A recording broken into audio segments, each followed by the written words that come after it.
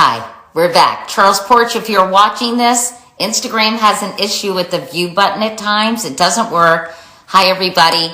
Okay, this is the third time I hope is a charm.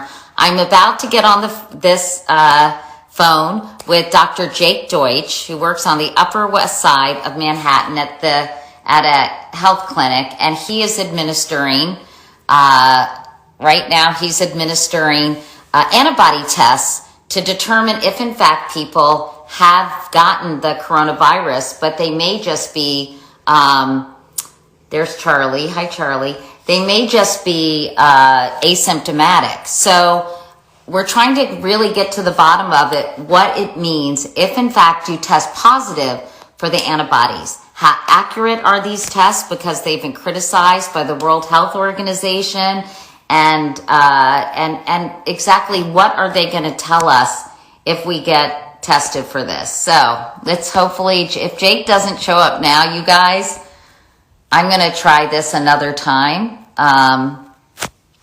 Let's see if he's on here. I don't think he is. Hold on. Let's see.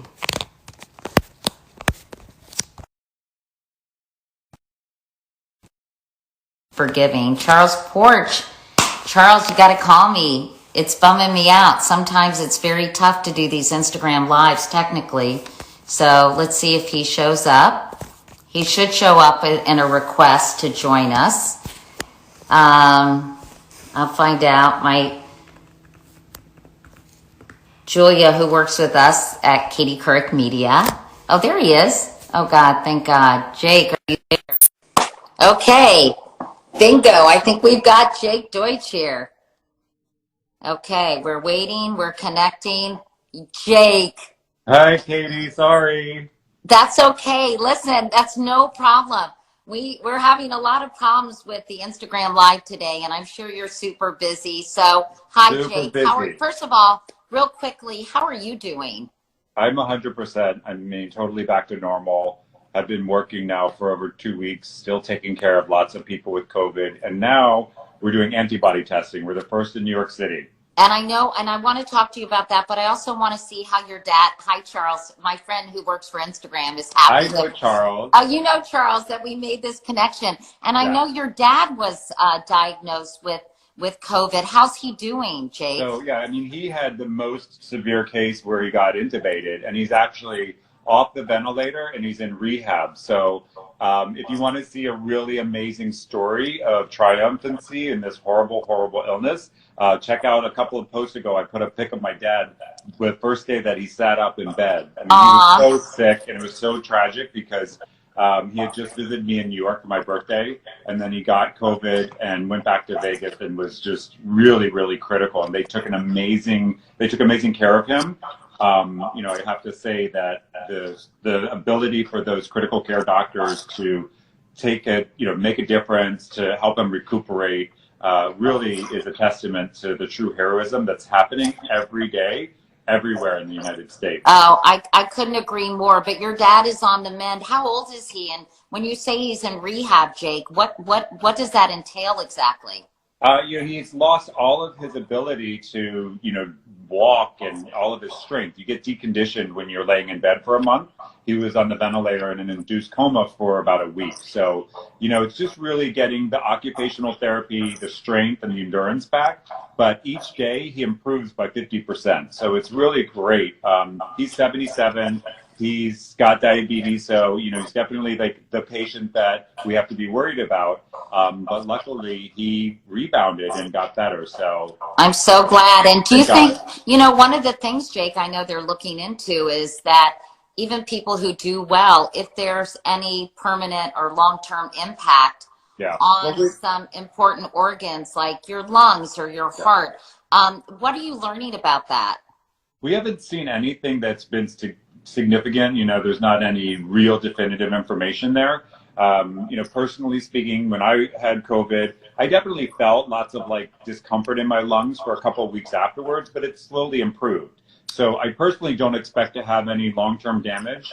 And what's interesting is even the people that have severe inflammation that get I put on the ventilator, they recover quite quickly once they get through the recovery phase. So there hasn't been anything that I've seen or reported regularly that showed long-term injury. But we'll know with time. Yeah, it's still Unfortunately, so some of the early. companies.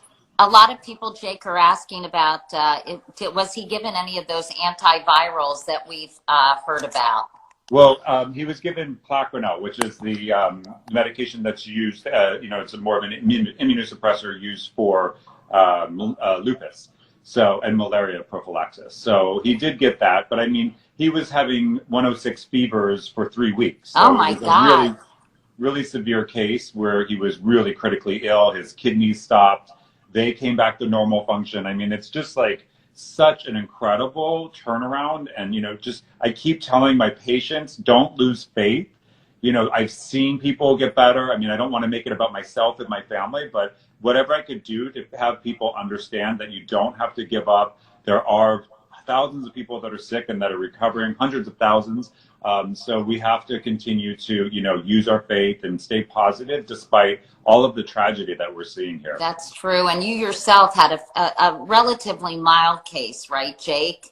I would say in the medium range. I mean, I had Medium. pneumonia on both sides, and I was sick for 2 weeks, and I was scared as hell for sure because Dad was sick, and there was all of the unknown because it was quite early. So the personal side of it, of dealing with my own illness and treating people and having a family member critically ill, that was a lot. But at this point, things happen so fast. What was happening a month ago, seems like a lifetime ago. We've learned so much. I've learned so much taking care of patients. I can understand better what it looks like in terms of a patient's presentation and expectation for their outcome. Right. And we're learning, what things tend to work better for patients. And now, just to bring back to what we were speaking about, the antibody testing is one more piece of data that's going to help us understand how we can treat people. Okay, so that brings us to the reason why I wanted to reach out, and thank you for reaching out to me to help explain this because I think it's super confusing. So I'm going to try to break it down and then you can pick it up. So antibodies are what you develop in your system to fight off pathogens like virus, right? It's sort of your natural immune response. Hey, you shouldn't be drinking Diet Coke, by the way. One a day. Anyway, so you're testing people. New York State has started to test people to see who might have the antibody because there's a chance if the antibody is present, does that mean that you perhaps contracted the virus and maybe it didn't even affect you? Yeah, so there's a lot of scenarios where this information will be helpful. Certainly, if you had COVID, you had a diagnosed case confirmed with a test, we would expect to see antibodies. That was my situation. I've already tested myself. I have IgG antibodies. My partner, Brian, positive test. Recuperated, has antibodies. So that's one point of information.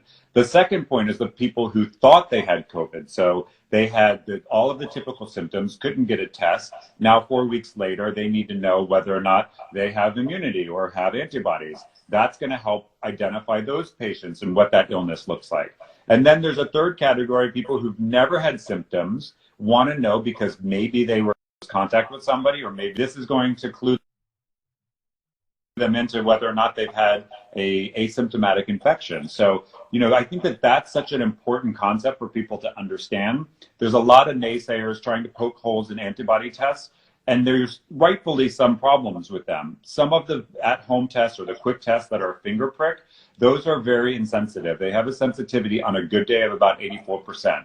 What we're doing in my office is a serum test. It goes through a laboratory, and it's a 97% sensitivity. So we're talking about a much higher accuracy. And I think that that's important if we're really trying to use this information. Well, I'm glad you brought that up, Jake, because that's one of the ways people are kind of poking holes in this whole process. They're saying a lot of the quick tests are not that accurate. And that some of them, I guess, came from China and that some of them just aren't that good. But how long does it take for the people who are getting it in your clinic? How long does it take for the results to come back?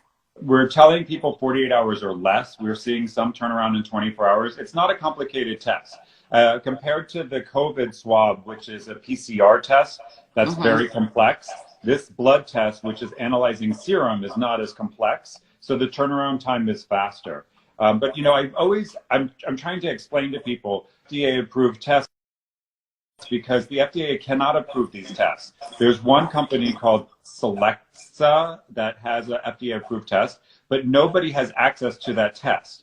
So the test that I'm using, which is by a company called Dyzyme, interestingly, the lab that I'm working with is a smaller lab out of New York called Lenco, but it's the same test that BioReference will be using in a couple of weeks. It's just they haven't been able to get the equipment and start the operations. Why? Because they're a big company and we're a small company working with a smaller lab, so we're actually way ahead of the curve. Okay, so someone just asked a very good question, which was my next question. See, I have very, very smart followers.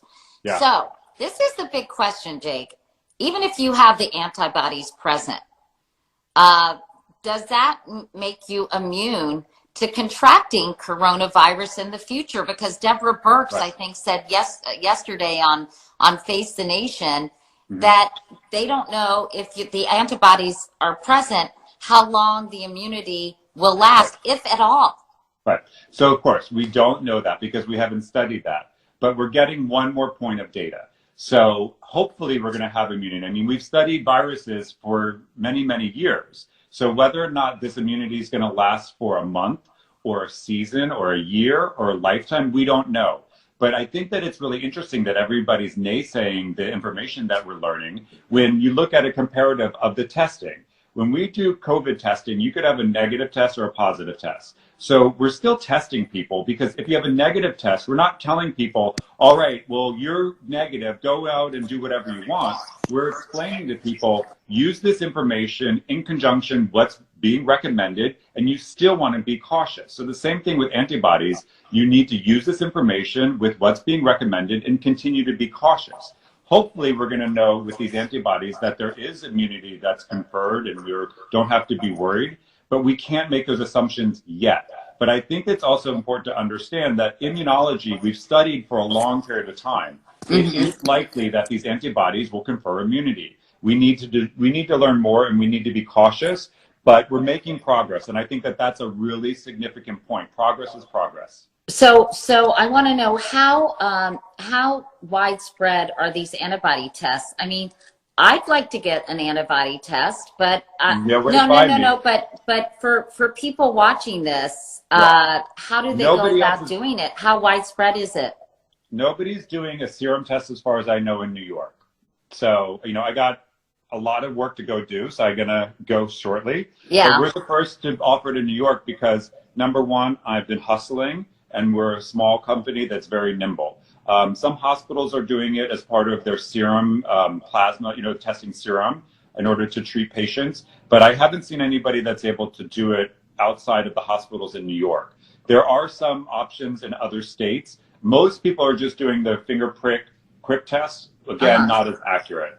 So in terms of really moving the needle, I mean, when you talk about the fact that Cuomo is recommending we do some screening on a very wide scale and randomly, there's significance to this. And the test that the government is going to be using for the state of New York will be a serum test that's similar to this. Do you get any false negatives or false positives?